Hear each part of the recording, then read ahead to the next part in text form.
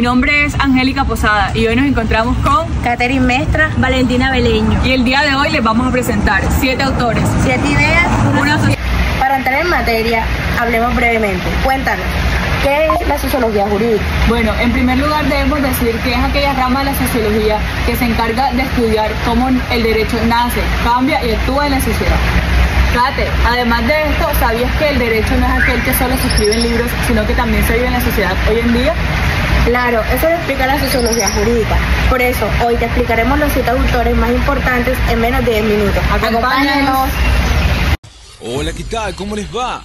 Hoy vamos a hablar sobre los clásicos de la sociología. Primero debemos decir que desde el punto de vista sociológico influyeron de manera muy importante en cada uno de ellos los factores culturales de las sociedades en las que se desarrollaron como científicos.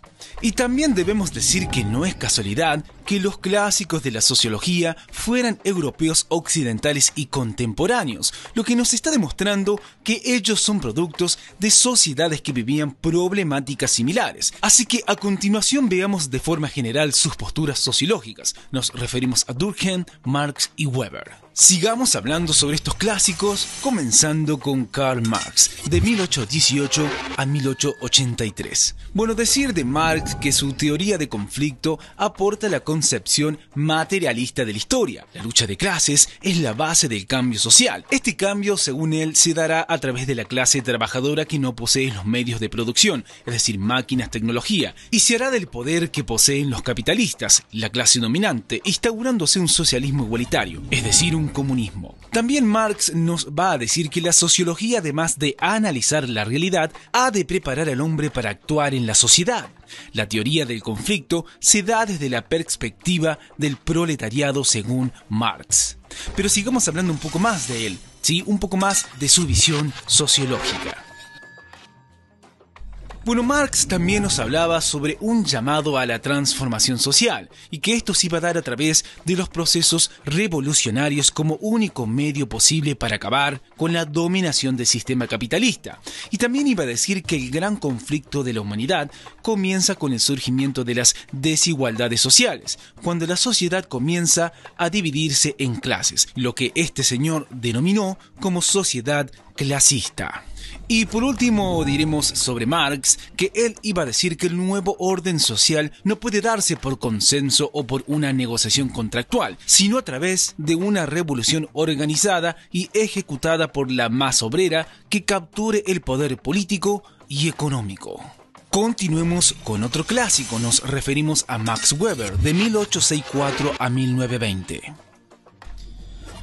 Bueno, Weber iba a decir que el objeto de estudio de la sociología es la acción social, y a esta la define como una conducta humana con sentido y dirigida a la acción de otro. El método sociológico debe contemplar 3 fases necesarias: la comprensión, la interpretación y la explicación. También nos iba a decir que el científico social debe tener neutralidad axiológica, es decir, juicio de valor, y cuestiona el determinismo económico marxista, señalando que por debajo de una economía subyace una cosmovisión del mundo que lleva con ella determinados valores. Weber iba a decir que cuando cambian estos valores es entonces que el hombre cambia la sociedad y las estructuras económicas. Sigamos hablando un poco más sobre Weber. ¿Qué más nos iba a decir respecto a su visión sociológica? Bueno, Weber también decía que es fundamental la división de clases en la economía, pero en su caso interpone el concepto de mercado, por lo que en la oferta y demanda los bienes y servicios equilibran naturalmente sus valores con los salarios. Y por último decir que Max Weber nos hablaba sobre la tradición y racionalidad. Este señor clasifica a las sociedades a partir de las visiones que tienen del mundo sus miembros. Los integrantes de las sociedades preindustriales se aferran a la tradición y los de las sociedades modernas piensan en términos de racionalidad. Continuemos con Durkheim, de 1858 a 1917.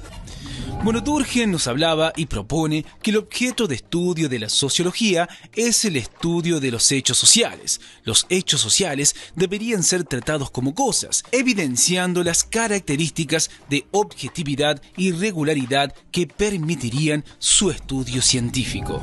Y también para este señor se pasa de una sociedad a otra como un fenómeno histórico y no como un producto de un conflicto social. Como decía Marx, el positivismo considera que el orden social es consensual, es decir, por un común acuerdo. Pero sigamos así conocemos un poco más sobre la visión sociológica de Émile Durkheim. Este señor también nos habla sobre la división del trabajo y la solidaridad mecánica, que son los lazos y vínculos sociales basados en una visión común del mundo, una moral común que mantiene unidos a los miembros de una sociedad preindustrial, que él la llamó sociedades arcaicas o primitivas. Y también nos habla sobre la solidaridad orgánica, que son los lazos y vínculos sociales basados en la especialización y la división del trabajo, que unen a los miembros de una sociedad, fundamentalmente la industrial, es decir, las sociedades avanzadas en donde se da la división de roles. Y por último decir que nos habla sobre la llamada anomía, que es la situación de ambigüedad social en la cual la persona no sabe cómo comportarse porque las pautas de conducta son inexistentes o poco claras o inadecuadas.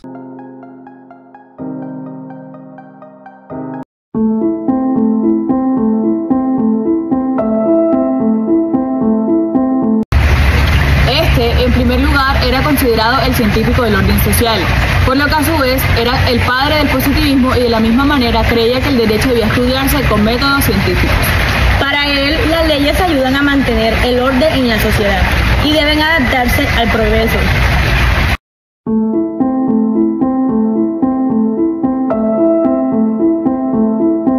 Seguidamente, para este autor, el derecho es aquel que se ve como todo un reflejo de la sociedad, por lo que este mismo plantea que en él se refleja el tipo de solidaridad social. Tal vez es un castigo fuerte, es porque hay solidaridad mecánica. Normas más reparadoras, esa solidaridad orgánica, como en sociedades modernas.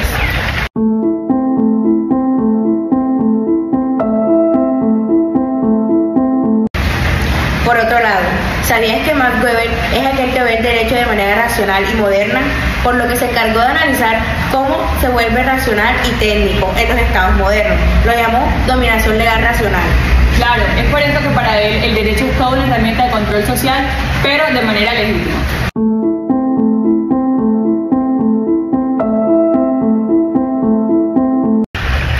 De la misma manera, podemos considerar que este autor veía el derecho como todo un poder de clase. Es así como Karl Marx fue directo y consideraba que el derecho no es neutral. Sirve así a los intereses de la clase dominante y ayuda a mantener la desigualdad del sistema capitalista.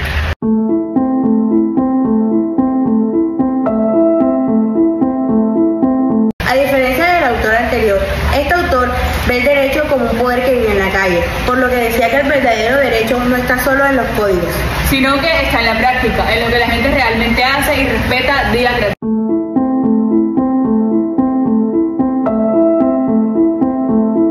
En este caso podemos notar que se encontraban aquellas normas que generan efectos, siendo así como Merton habló de funciones manifiestas y latentes del derecho.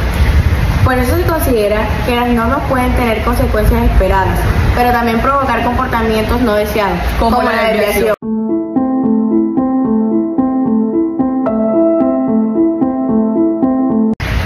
Para este autor, el derecho es un sistema cerrado y a su vez un sistema autónomo, que se comunica diciendo legal o ilegal, no depende de la moral ni de la política, solo de su propia lógica.